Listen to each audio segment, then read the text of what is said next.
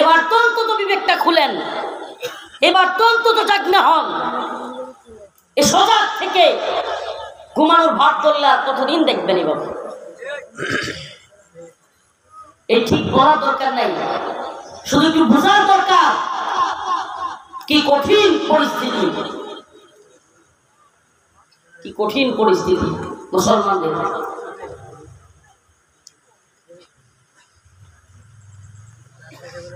আমরা হয়তো থাকবো না ভাই, থাকতে পারবো না, থাকতে দেওয়া হবে না, কিন্তু সজাগ করে যাই।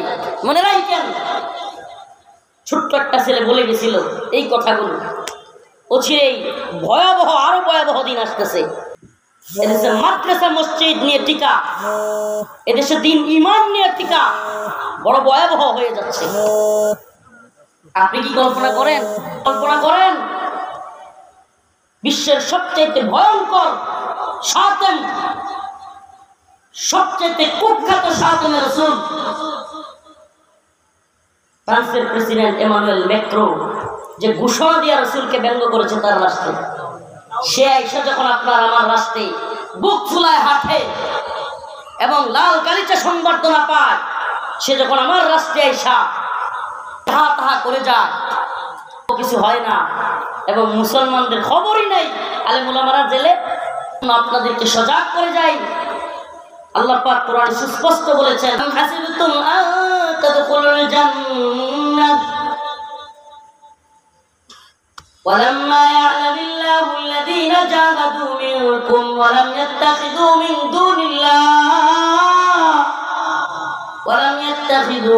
দুনিল্লাহি ওয়ালা রাসূলিহি। আল্লাহ পাক সুস্পষ্ট নিষেধ করেছেন, ওয়ালাম ইয়াত্তাখিযু মিন দুনিল্লাহি ওয়ালা রাসূলিহি ওয়ালাল মুমিনিনা ওয়ালিজা। তোমরা আল্লাহ এবং তার রাসূল এবং মুমিনদেরকে ব্যতীত অন্য কাউকে, কোন কাফের মুশরিককে অন্তরঙ্গ বন্ধু বানায় না। এটা কার কথা?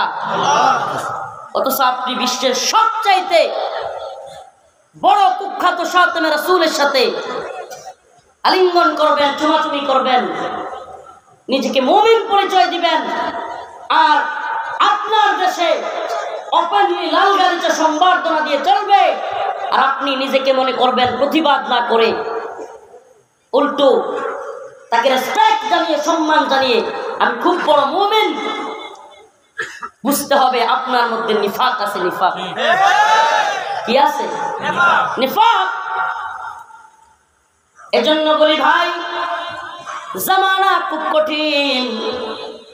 এই জামানায় খাঁটি ইমানদার পাওয়া এত সহজ হবে না।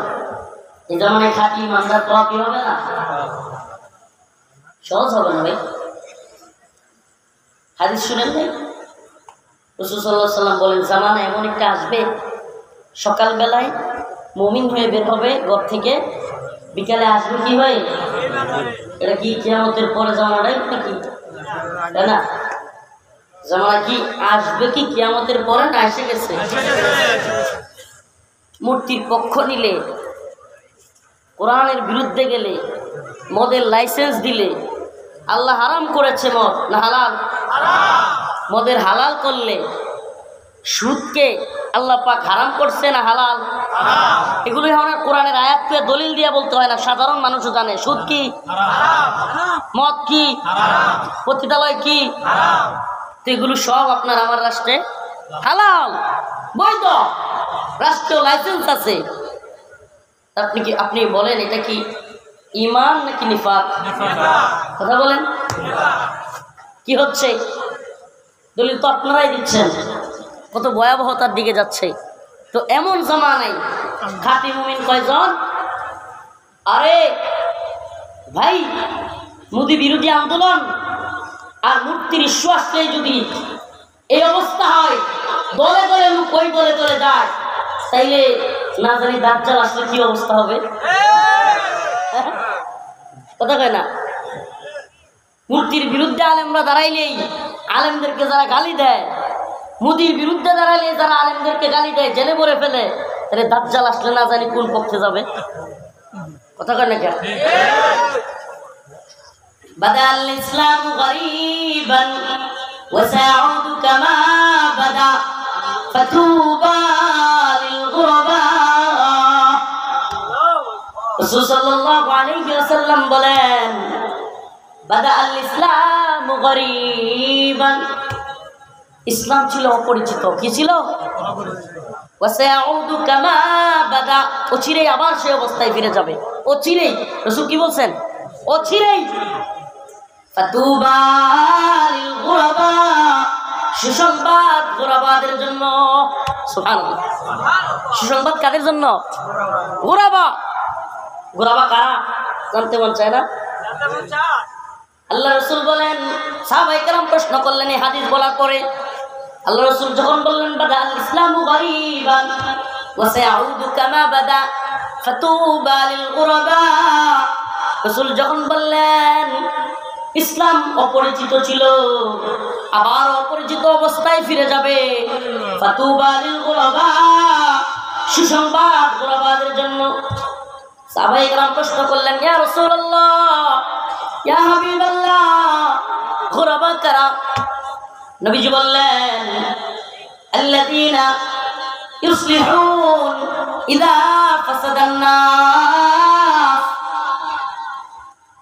আল্লাযীনা ইউসলিহুন ইযা ফাসাদান নাস মানুষ যখন ফাসাদের মধ্যে ফিতনার মধ্যে পড়ে যাবে সেই সময় যারা মানুষকে সঠিক পথ দেখাবে সুবহানাল্লাহ এই নিজে ভালো কাজ করবে নাকি মানুষকেও সঠিক পথ দেখাবে আমর বিল মারুফ নাহি আনিল মুনকার করবে তারাই হলো গুরাবা সুবহানাল্লাহ তাহলে আমাদেরকে জেলে নিলেও রিমান্ডে নিলেও মারলেও ফাঁসি দিলেও আমরা কি গুরাবাদের অন্তর্ভুক্ত হব কি হব না হব কি হব না তো গুরাবা কারা আল্লাযীনা ইউসলিহুন ইযা ফাসাদান নাস গুরাবাদের জন্য সুসংবাদ আর